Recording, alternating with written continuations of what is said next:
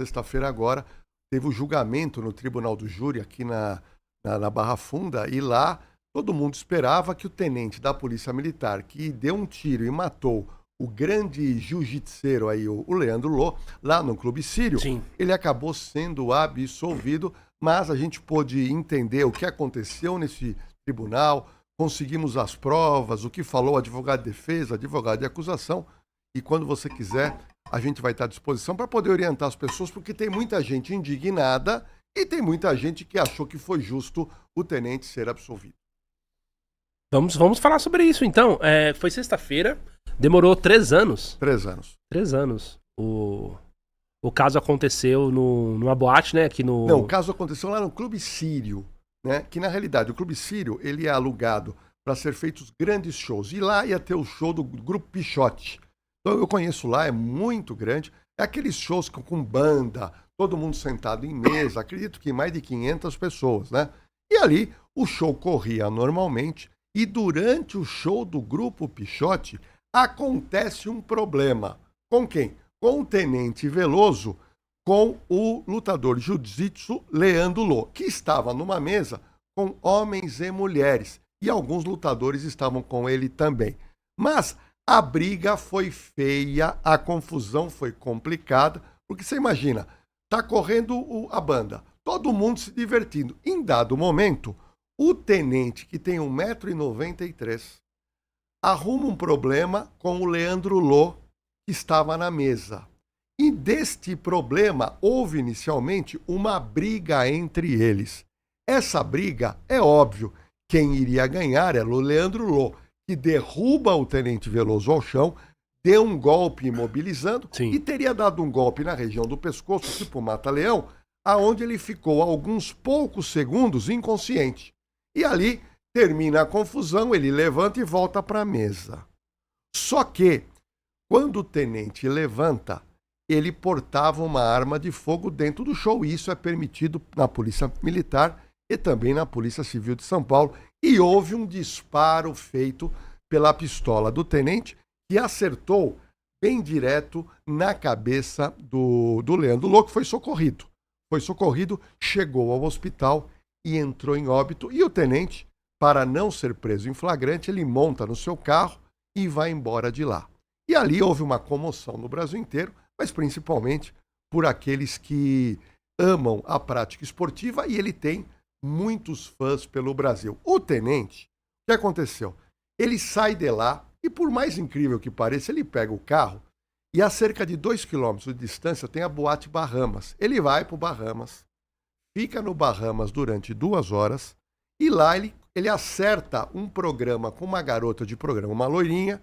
Ele vai no caixa, paga a conta e sai com a garota no carro dele. E ali do Bahamas, ele entra na Marginal Pinheiros e ele vai para o Motel Astúrias. Ele passa a noite lá, mas é claro que ele sabia que tinha matado uma pessoa.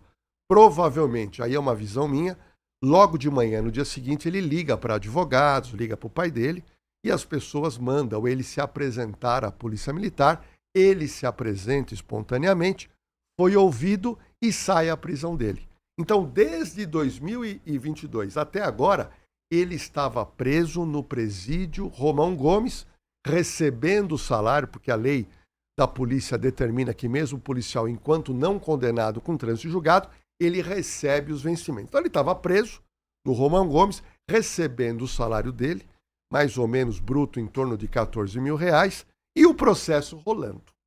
Mas eu venho acompanhando isso, porque logo quando aconteceu a morte, no canal Na Cena do Crime eu fiz um vídeo contando a história com as provas que nós tínhamos. Ok. Certo. E aí eu venho acompanhando, porque o meu interesse era o julgamento, que aconteceu sexta-feira agora. Mas olha que curioso. Esse julgamento foi o 3º marcado. Teve um primeiro julgamento marcado e o advogado do Tenente Veloso, que é muito experiente, que é o doutor, é um advogado criminalista especialista em júri. O que aconteceu? Ele conseguiu adiar o primeiro júri. Aí volta tudo, o juiz marca o segundo julgamento, ele consegue adiar o julgamento. Volta tudo e agora marca o 3º. E no 3º, ele não alega nenhum tipo de nulidade, a acusação também, e foram para a briga. que na realidade é uma briga de foice no tribunal do júri. Só para quem nunca foi no tribunal do júri, é algo realmente teatral, aonde você tem escolhidos pelo juiz 7 pessoas do povo. Nesse caso, foram 5 mulheres e 2 homens sentados um perto do outro, e você tem inicialmente a oitiva de 9 testemunhas que foram ouvidas. Testemunhas arroladas pela defesa e testemunhas arroladas pela acusação. Acabado as testemunhas, vem a vez do tenente Veloso, que é o último a falar, a dar o seu interrogatório. E aí ele fala o quê? Eu matei, mas eu matei em legítima defesa. Eu não tinha outra escapatória.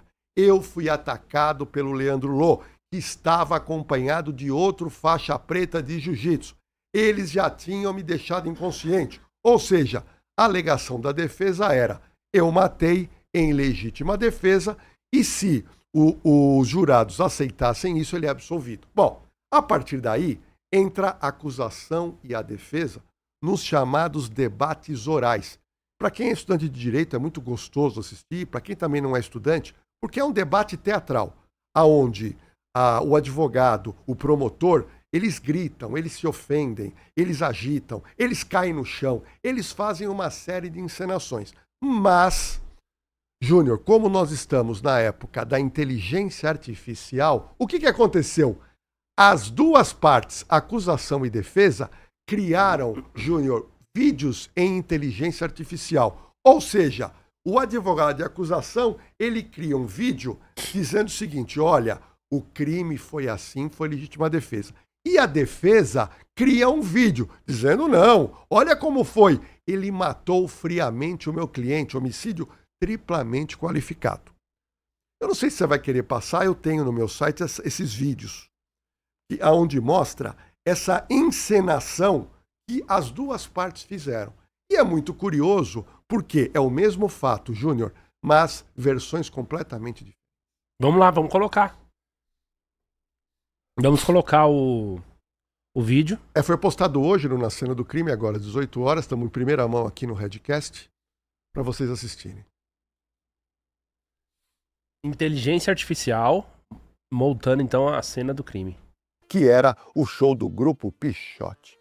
Na visão da defesa, o acusado teria se aproximado do palco do show e aí foi abordado por um grupo de lutadores em que estava Leandro Lô. Preste atenção nesse trecho do vídeo, produzido pela defesa do PM.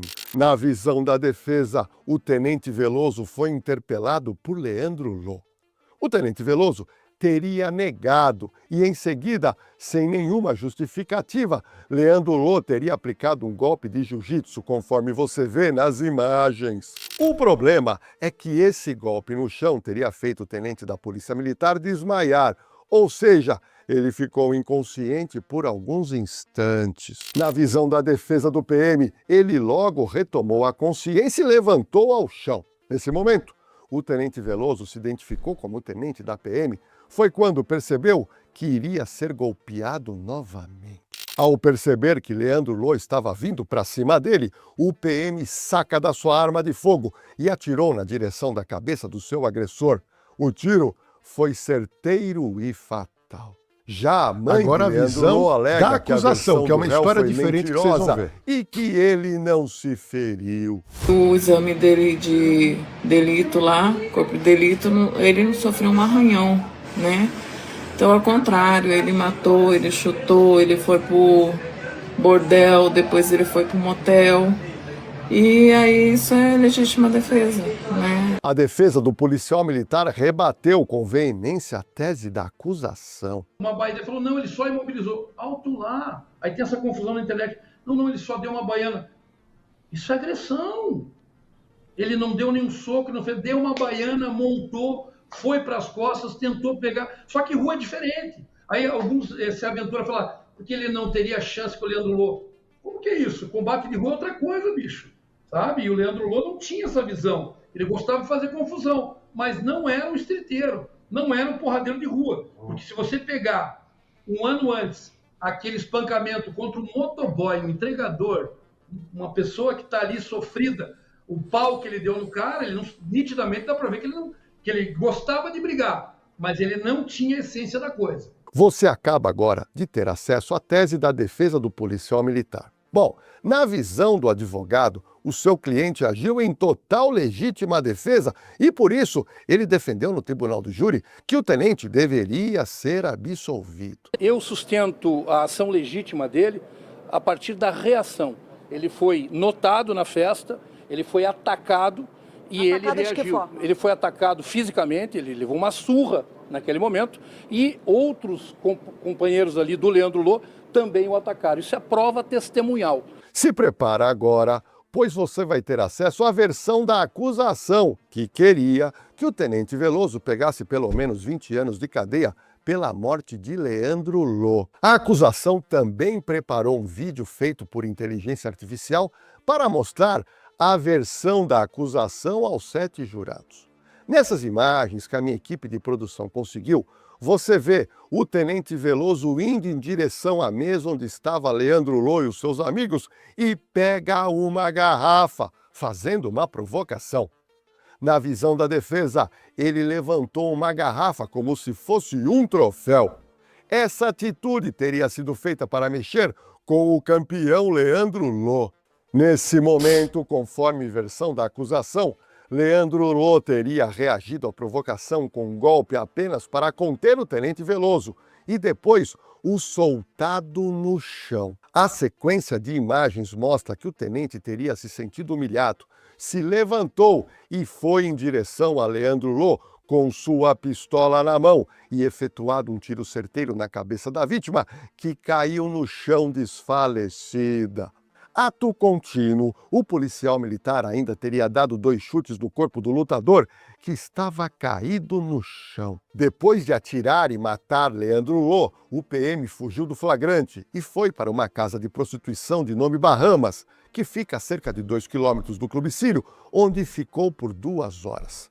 Ao sair dessa casa noturna, pagou a conta e foi embora acompanhado de uma garota de programa e a levou para um motel que fica na Marginal Pinheiros. O advogado contratado pela família do lutador morto, o Dr. Adriano Salles Vani, se contrapôs ao advogado do tenente Veloso. Todas as testemunhas ouvidas nos autos não falam em legítima defesa. Mas observe agora o que o advogado assistente da acusação disse em relação ao mata-leão que teria sido aplicado por Leandro Lô no policial militar.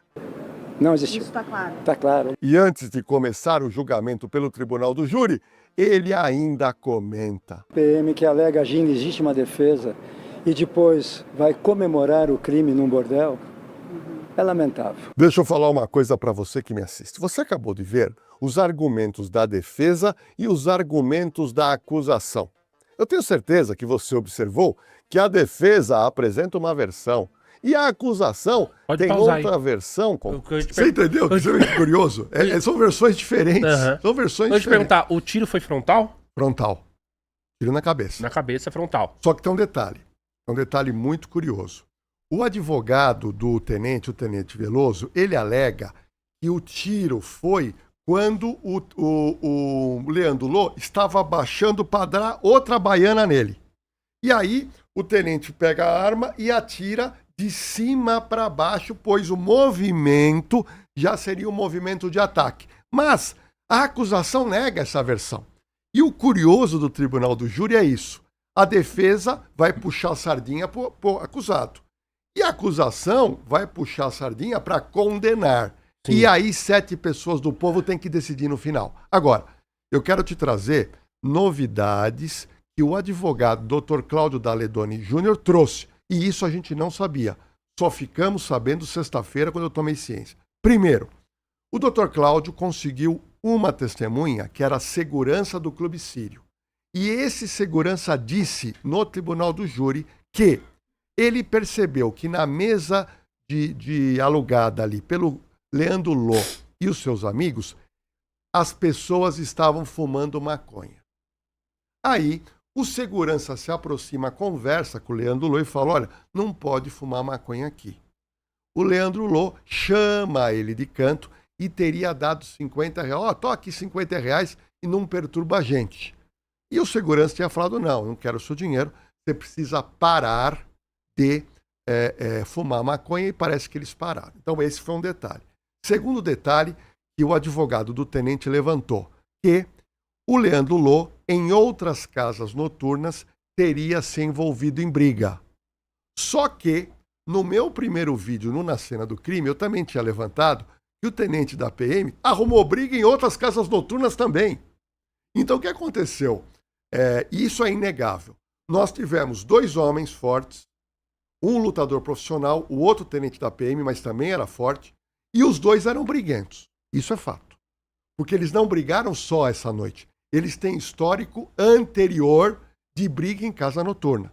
E esses 2 briguentos se encontraram naquela noite no show do Grupo Pichote. E houve uma rusga e eles entraram em luta corporal. Agora, a pergunta é, depois da primeira imobilização, o Leandro Lô tentou agredir novamente ou não? Ou simplesmente o tenente atirou, matou e fugiu? Essa era a discussão no tribunal do júri. E acabou em 4-3. Acabou em 4-3. Agora, a pergunta que alguém pode estar me fazendo agora no Redcast. Lordello, você que foi delegado, trabalhou muitos anos, como chegar à verdade? Olha, quem estuda direito, quando a gente estuda direito penal, logo no começo, todos os professores falam o seguinte, que a testemunha é a prostituta das provas. Uma das piores provas é a própria testemunha. Por quê? Porque a testemunha, ela fala uma coisa hoje, ela fala uma coisa amanhã, depois ela esquece, ou depois ela se engana, ou depois ela mente. Então, para o direito penal, a testemunha, ela é a prostituta das provas. A prova boa é a prova técnica, é o exame de corpo de delito, é o exame pericial e os exames feitos através de câmeras de segurança, que não tem. Nós temos só uma imagem, não da briga, mas de uma confusão à distância e dá para ouvir, Júnior, o disparo da arma de fogo. Foi um único tiro. O tenente oficial da PM sabe atirar, acertou o tiro em cheio. Mas, volto a repetir, o tenente alega legítima defesa. A acusação alega não houve legítima defesa, foi um homicídio frio. Outro detalhe, o Leandro Lô tinha bebido muito. O tenente tinha bebido muito por causa da conta deles na hora de pagar. Eles beberam demais. Então, 2 indivíduos que se envolveram em brigas anteriores em casas noturnas estavam embriagados e, no final, acabou na morte do multicampeão Leandro Lô. Acabou na morte. Nós mostramos aqui a versão em inteligência artificial. Agora, o jurado está lá, ouvindo a defesa inflamada, ouvindo a acusação, e no final ele dá o voto secreto e põe na caixinha. E o juiz começou a ler. Primeiro voto para condenar o tenente. Segundo voto para absolver. Terceiro voto para absolver. Quarto voto, condenar 2-2. Quinto voto, condenar. Sexto voto, absolver. E aí foi o último voto. O último voto é o voto de Minerva. Você imagina a tensão da mãe do Leandro Lô, da família dele, e do outro lado, o próprio tenente juntamente com a sua família. E o último voto foi que o tenente agiu em legítima defesa, sendo absolvido. Ele foi absolvido na sexta-feira, imediatamente no sábado, ele sai do presídio Romão Gomes, onde ele estava por 3 anos. Mas me fala uma coisa, agora você falando isso daí, eram 5 mulheres e 2 homens. Sim, jurados. Esses jurados, a princípio, eles têm alguma base para poder estar lá? Como que funciona essa pergunta é bem legal. Seleção do tribunal do Muito júri. legal, essa pergunta é bem legal. Toda vara de tribunal do júri, ele abre campo para quem quiser ser jurado. Então, muita gente quer ser jurado, gosta. Então, a pessoa vai lá, ele passa por uma triagem, a pessoa não pode ter passagem pela polícia, essa coisa toda, mas a pessoa, ela é admitida como jurado.